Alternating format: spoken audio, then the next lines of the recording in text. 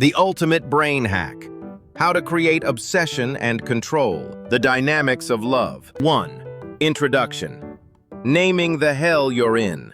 This is not just dating advice. This is about gaining complete psychological control. Today, we are teaching you techniques that operate at the level of mind control.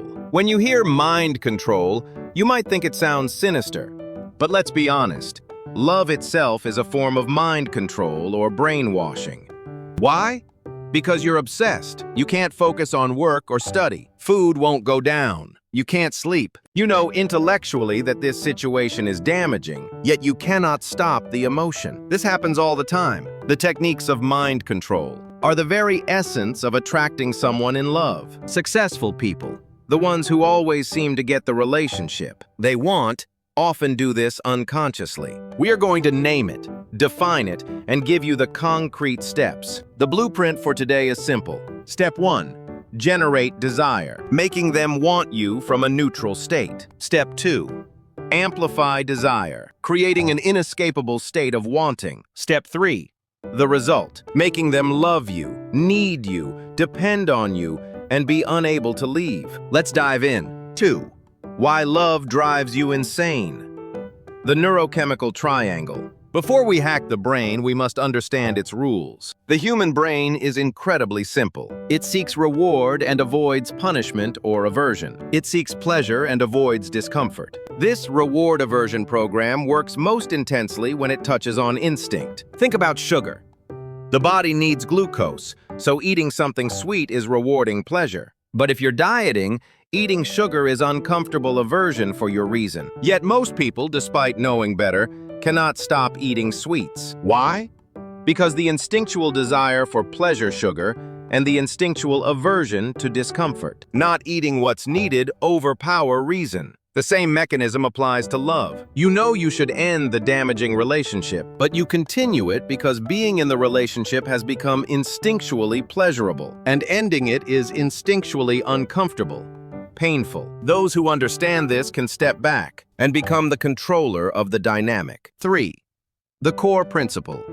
Love is a game of mind control. The foundation of all mind control in relationships is conditioning. To get someone to adopt a desirable behavior, you use a system of rewards, carrots, and punishments, sticks. Imagine training a dog to sit. When the dog sits, you give a treat reward. When it doesn't, you might make a loud noise punishment. The brain learns to seek the reward and avoid the punishment. However, there is a risk.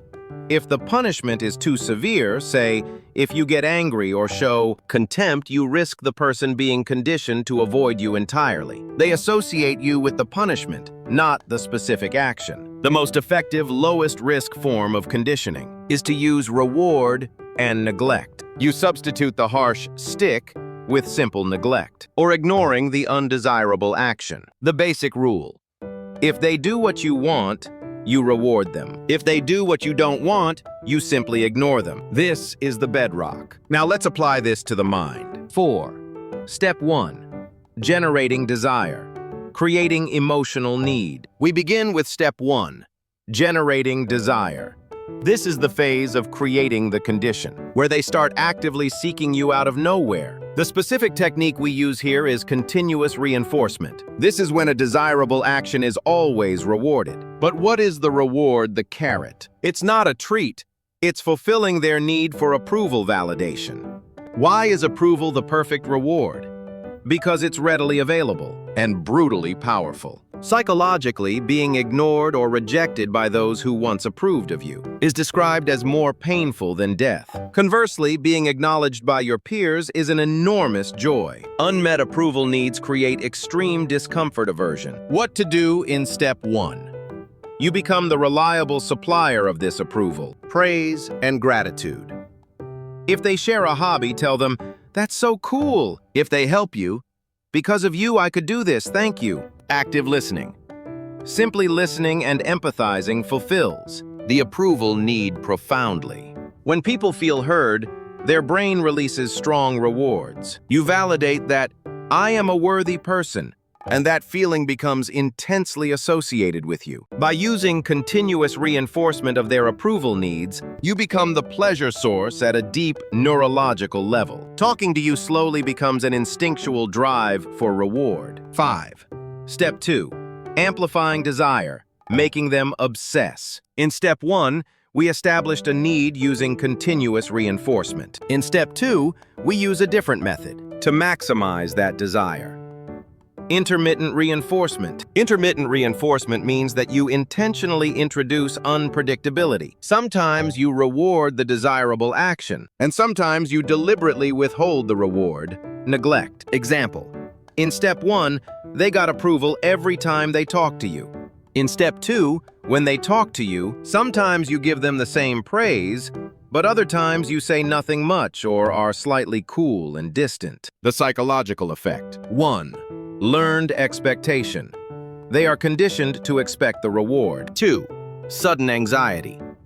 When the reward is withheld, they fall into anxiety. Why didn't they give me the usual approval? Did I do something wrong? Do they dislike me? I must try harder. 3. Escalation of behavior. To resolve the deeply unpleasant anxiety, they naturally escalate their efforts. They might laugh harder, initiate physical touch, or seek you out more intensely. 4. Reward circuit chaos. You then randomly give the reward again.